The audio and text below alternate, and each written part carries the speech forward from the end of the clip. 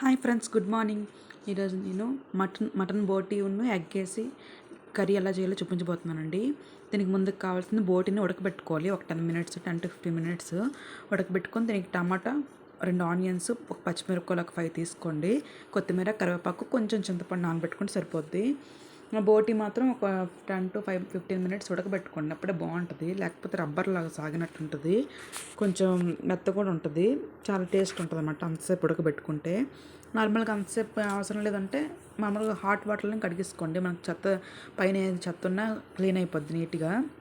నేను ఆ ఉడకబెట్టే ప్రాసెస్ ఇంకేం మరి మీకు చూపించలేదండి, ఎందుకంటే ఆల్రెడీ ఒకసారి వీడియో పోస్ట్ చేశాను. ఇప్పుడు ఎగ్ వేసి చేస్తున్నానండి.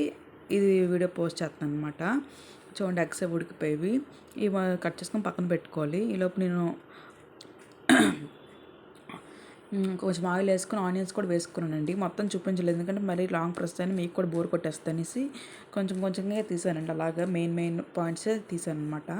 చూడండి, ఆనియన్స్, ఆవాలు, జీలకర్ర వేసానండి. ఆయిల్ హీట్ అయిన తర్వాత ఆనియన్స్ కూడా వేసాను. ఇవి మంచిగా ఫ్రై అవ్వాలి. ఎప్పుడు పులుసు కూరల్లో మాత్రం నేను ఎప్పుడు పచ్చిమిరపకాయ ఇప్పుడు వేసేసాను కదా, ఫుల్ మిరపకాయ నేను పులుసు బాయిల్డ్ అయినప్పుడు వేస్తానండి. పచ్చిమిరపకాయ టేస్ట్ చాలా బాగుంటుంది. ఒకసారి ట్రై చేయండి అలాగా. ఇది డిఫరెంట్గా చేశాను అనమాట ఈ బోటి మాత్రం. తర్వాత ఇది వేగిన తర్వాత ఇక ఆనియన్, అల్లం వెల్లుల్లి పేస్ట్ కూడా కొంచెం యాడ్ చేసుకున్నాను.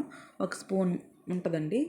అప్పుడే నేను ఇంకా మిక్సీ పట్టుకున్నాను. నేను ఎప్పుడు చేసుకున్నా ఫ్రెష్గా అప్పటికప్పుడే చేసేసుకుంటున్నాను అండి, నిల్వ ఉంచను.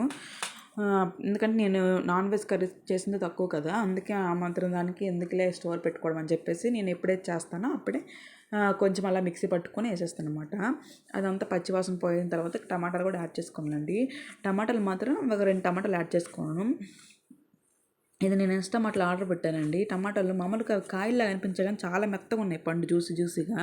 టమాటాలు మాత్రం పుల్లగా చాలా బాగున్నాయి. తర్వాత సాల్ట్ను కొంచెం పసుపు యాడ్ చేసుకోవాలి. పసుపు కొంచెం పడుతుందండి పులుసు కూరలకు మాత్రం. సాల్ట్ పడుతుంది. కారం అన్నీ మంచిగా పులుసు కూరలకు బాగా పడుతుంది. అసలు నాన్ వెజ్ కర్రీలు అంటే ఎక్కువ కారం, కొంచెం ఉప్పులు ఉంటేనే బాగుంటుంది కదా. వెజ్ కర్రీస్కి అయితే తక్కువ ఉండాలి, కానీ నాన్ వెజ్ కర్రీస్కి మాత్రం కొంచెం కారాలు, ఉప్పులు అన్నీ మంచిగా దట్టంగా పడాలి. ఇదిగోండి, ఎగ్స్ 4 ఉడకబెట్టుకుని ఒక ఎగ్ మా పాప పక్కకు తీసి పెట్టేశానండి. ఉన్న 3 ఎగ్స్కి నేను ఇలాగ కట్ చేసి స్ప్లిట్ చేసి పెట్టేశాను. ఇదిగోండి, ఇది కొంచెం ఫ్రై అయింది కదా, చూడండి ఆయిల్ వదులుతుంది కదా. మంచిగా పచ్చివాసన పోయిన తర్వాత మంచిగా ఫ్రై చేసుకోవాలండి. తర్వాత ఒక 2 స్పూన్లు కారం యాడ్ చేసుకోండి. 2 స్పూన్లు కాదు, నేను చాలా ఎక్కువ వేసానండి కారం. 2 స్పూన్లు, ఒక 3 స్పూన్లు వేసాను కారం. ఎందుకంటే తర్వాత ఎందుకంటే పులుసు కూరలకు మాత్రం కొంచెం కారం ఉండాలండి. ఆల్రెడీ పచ్చిమిరపకాయలు కూడా 5 వేస్తాను కాబట్టి అవి కూడా పచ్చిమిర్చి కూడా కొంచెం ఘాటు ఉన్నాయండి. అందుకని చెప్పేసి నేను కారం ఒక 3 స్పూన్స్ కారం వేసుకున్నాను.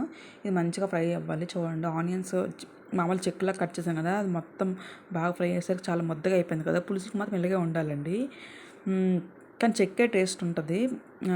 మనం మిక్సీ పట్టుకున్న ఆనియన్ పేస్ట్ కన్నా చెక్కులా కట్ చేస్తేనే టేస్ట్ ఉంటుంది అనమాట. చూడండి, అదంతా మసాలా అంతా వేగిపోయిన తర్వాత ఎక్కువ నేను బోటీ కూడా యాడ్ చేసుకున్నాను. ఇది 1/2 kg బోటీ అండి. ఇది కూడా మొత్తం ఆ బోటీకి అన్నిటికీ మసాలా బాగా పట్టేంత వరకు మంచిగా ఫ్రై చేసుకోండి. ఫ్రై చేసుకున్న తర్వాత ఇంకేం లేదండి, ఇక మనం చింతపండు రసం యాడ్ చేసుకోవడమని. కొంచెం ఫ్రై అయిన తర్వాత చాలా బాగుంటుందండి బోటీ మాత్రం. ఎవరైనా కొత్తగా ట్రై చేస్తే మాత్రం చూడండి, రెసిపీ ఫుల్గా చూడండి, వీడియో ఎక్కడ స్కిప్ చేయకండి. చూడండి, ఇప్పుడు నేను చింతపండు రసం కూడా యాడ్ చేసుకున్నాను. ఒకసారి పిండుకున్నానండి, తర్వాత మరి పిండలేదు, ఎందుకంటే మరి ఎక్కువ పులుపు అయినా బాగోదు. ఇప్పుడు కొంచెం నార్మల్ వాటర్ యాడ్ చేసుకుంటే ఇక సరిపోద్ది, మరి పులుపుకి అక్కడ సరిపోద్ది. తర్వాత కొంచెం బాయిల్ అయినాక బెల్లం యాడ్ చేసుకోవాలి, ఎందుకంటే బాగా పుల్లగా అనిపిస్తుంది కదా. కొంచెం బెల్లం యాడ్ చేస్తే టేస్ట్ డిఫరెంట్గా ఉంటుంది, చాలా బాగుంటుంది అనమాట. ఇదిగోండి, ఇప్పుడు మంచిగా ఒక గ్లాస్ వాటర్ యాడ్ చేశానండి, నార్మల్ వాటరు. ఇక అలా సిమ్లో పెట్టుకుని మంచిగా దగ్గర వరకు చేసుకోండి. మరీ ముద్దగా అవసరం లేదండి. కొంచెం మనకి ఇప్పుడు తిక్కుగా అనిపిస్తే, మనకు పులుసు చూస్తాం గరిటెతో అలా చూసినప్పుడు కొంచెం తిక్కుగా అనిపిస్తే అప్పుడు ఆఫ్ చేసుకుంటే సరిపోద్ది. ఈ టైంలో నేను పచ్చిమిరపకాయలు కూడా యాడ్ చేసుకుంటానండి. ఇదిగోండి, ఈ 5 పచ్చిమిరపకాయలు ఇప్పుడు యాడ్ చేసుకుంటున్నాను. చాలా టేస్ట్ ఉంటుందండి పచ్చిమిరపకాయ మాత్రం. అన్నంలో పచ్చిమిరపకాయ కలుపుకొని తింటే పులుసు అది సూపర్ టేస్ట్ ఉంటుంది. ఒక్కసారి ట్రై చేయండి ఇలా. కొత్తిమీర, పచ్చిమిర్చి కూడా యాడ్ చేసుకోండి. ఇప్పుడు అలా సిమ్లో పెట్టుకుని నాకు బాయిల్ చేసుకోవడమే. ఉడకబెట్టిన ఎగ్స్ కూడా యాడ్ చేస్తానండి. 3 ఎగ్స్ వేసేసాను. ఇక మూత పెట్టుకొని అలా కుక్ చేసుకోవడమని. ఇంకా మీకే నా రెసిపీ మీరు ఫాలో అయినట్లయితే తప్పకుండా నాకు కామెంట్లో చెప్పండి మీకు ఎలా వచ్చిందో.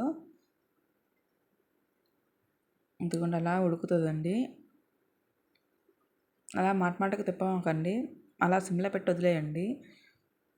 ఎందుకంటే అలా మధ్య మధ్యలో కలుపుకుంటూ ఉండండి, అడుగు పట్టేస్తుంది, మళ్ళీ స్మెల్ వేరే వచ్చేస్తుంది అనమాట. చూసుకుంటూ తిప్పుకుంటూ ఉండండి ఒక 5 మినిట్స్కి. చూడండి ఇలా సరిపోద్దండి ఇలా ఉంటే. మరి అయినా బాగా పులుపు ఎక్కువైపోద్ది. మరి దగ్గర చేస్తాం అనుకోండి అది మొత్తం బాగా చాలా పులుపు అనిపించేస్తుంది. ఈ దీనిలో ఆపుకుంటే మనం అన్నంలో కలుపుకున్నప్పుడు అంత మైల్డ్గా సరిపోద్ది. పులుపు ఉప్పు కారం అన్నీ మంచిగా అనిపిస్తుంది అన్నమాట. టేస్ట్ వేడి వేడి అన్నంలో కలుపుకొని తింటే చాలా బాగుంటుందండి. డెఫినెట్గా ట్రై చేయండి. నేను చేసే ఈ రెసిపీ మీకు నచ్చినట్లయితే ప్లీజ్ లైక్ చేయండి, షేర్ చేయండి, సబ్స్క్రైబ్ చేసుకోండి. ఇంకేమైనా రెసిపీస్ కావాలన్నా కామెంట్లో చెప్పండి, తప్పకుండా చేసి పెడతాను. కానీ వీడియో మాత్రం ఫుల్గా చూడండి, ఎక్కడ స్కిప్ చేయకండి. అప్పుడే నేను చేసినట్టు మీకు వస్తుంది రెసిపీ. మొత్తం అడుగు పట్టుకొని అలా తిప్పుకుంటూ ఉండండి మధ్య మధ్యలో. అంతేనండి. Thank you for watching. Bye.